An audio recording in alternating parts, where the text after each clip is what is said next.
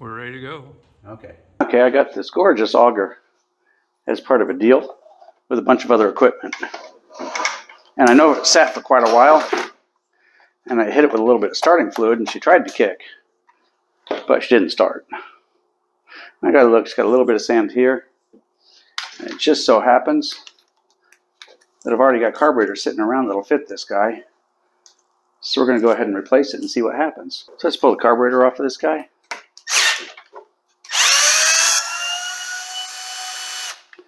And see if just putting the other carburetor on will fix it.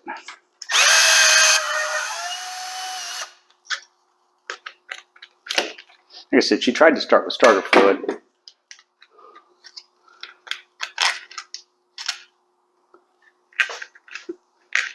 But all I got was a little bit of a thump out of it, and that was it.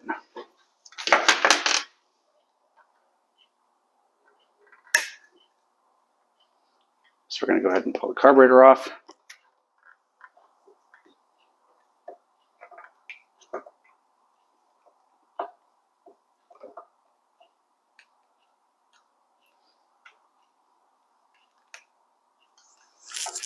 This one's got an additional spring that's making it a little bit tough to get to. So we'll grab our end. I think we'll grab our end. We'll turn this in. A little bit more. There we go. See if we can't scooch our end out. Nope, we're not far enough along yet. This thing sat in the dust for quite a while. So everything's a little bit sticky on it. There we go. Now we'll pull our two fuel lines off. Let the pressure out of the gas tank first so it doesn't kick gas up at us too much. And you got a couple of drops, but that was it.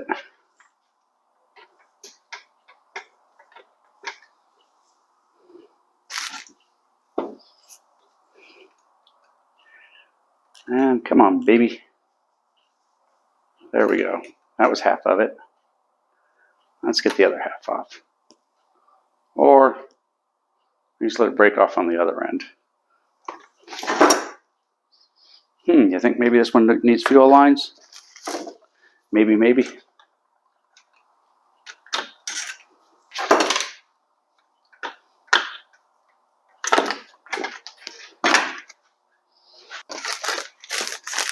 We're going to hang on to that carburetor because it might be perfectly good.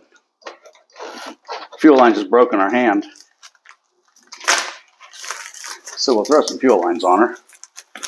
And open sesame, the kit of wonder.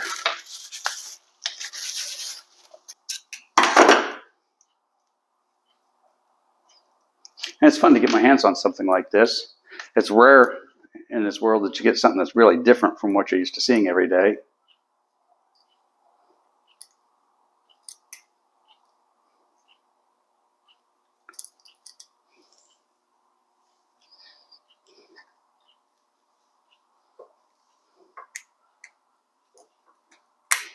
Look at that.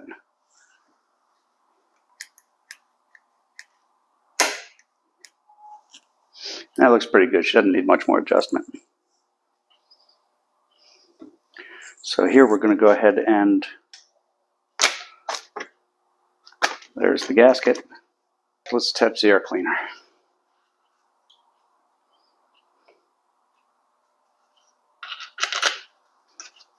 And we go there. Let's run that in a little bit.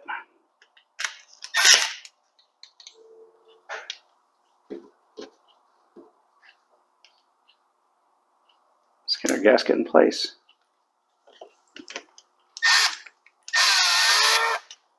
Okay, that screw started. Now we'll line up our gasket and get the other one started.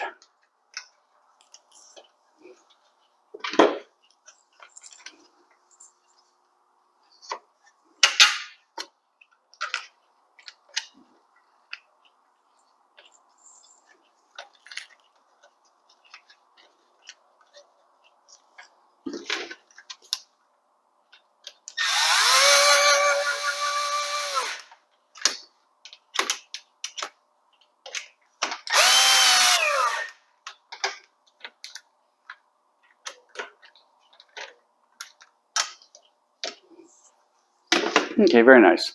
Now let's put some new fuel lines on this thing.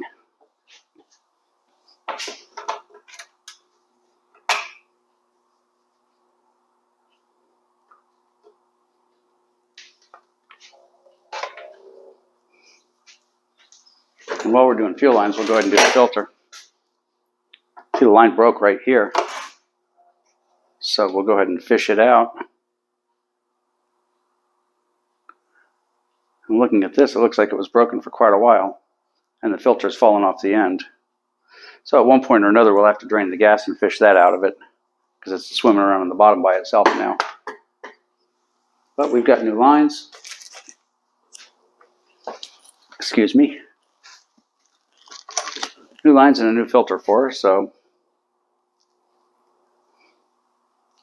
easy peasy.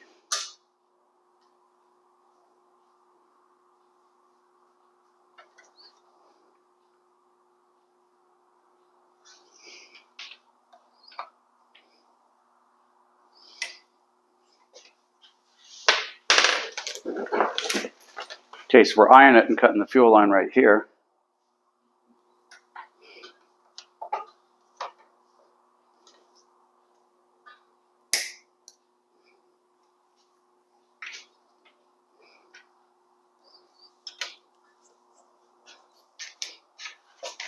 Now the tricky part is getting them to fish into the tank.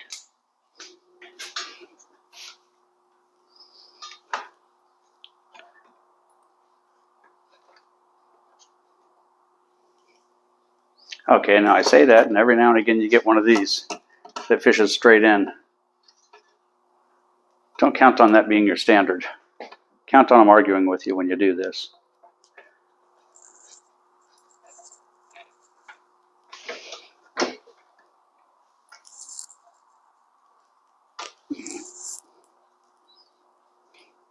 Now the design of this makes it 100 times easier than most things to put new fuel lines on, because you can see straight into the tank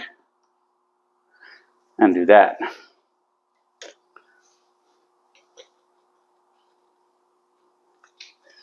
And we'll attach it, and that's the return line there. So attach it, and we'll pull it tight.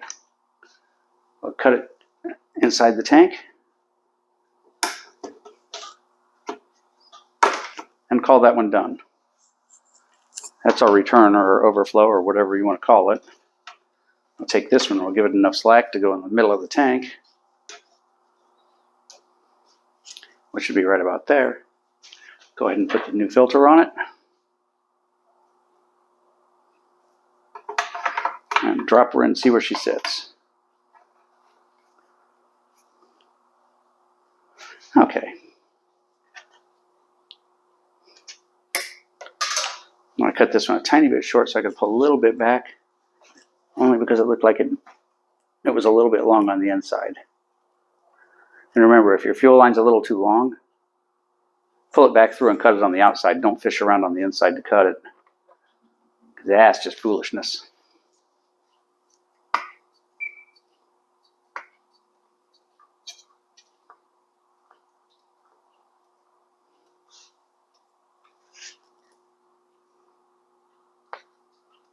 Okay, now it looks like she's got plenty of gas.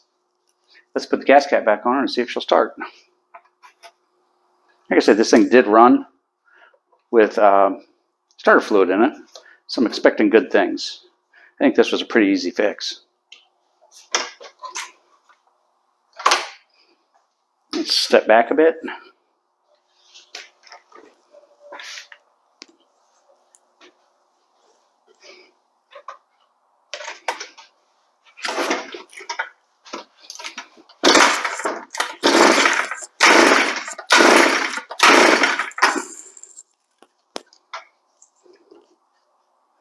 Let's let the choke go.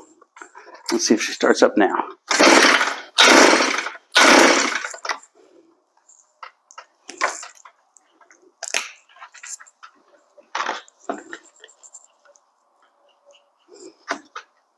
Okay, that's kind of funny. Let's turn the switch on and see if she starts now.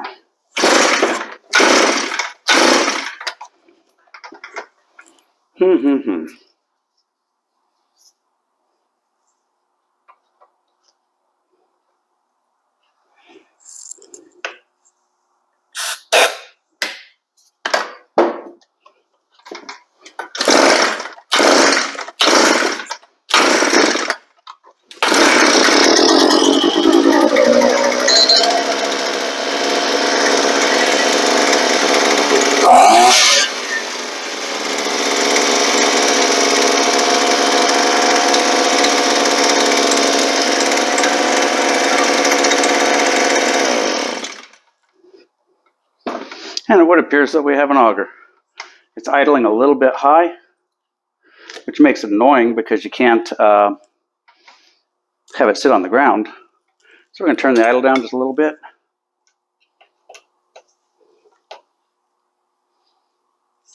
There we go. Let's see what that does.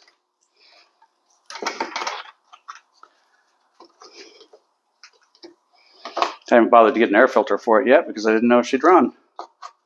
And I'd hate the idea of buying an air filter for a non-functioning engine.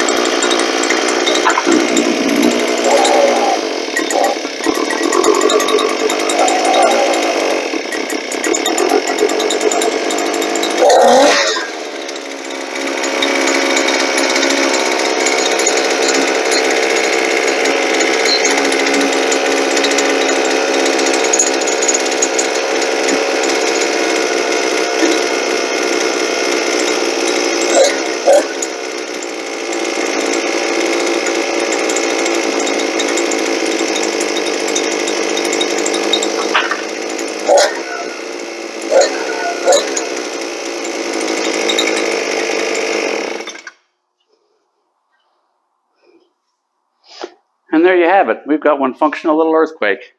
And it actually sounds pretty good.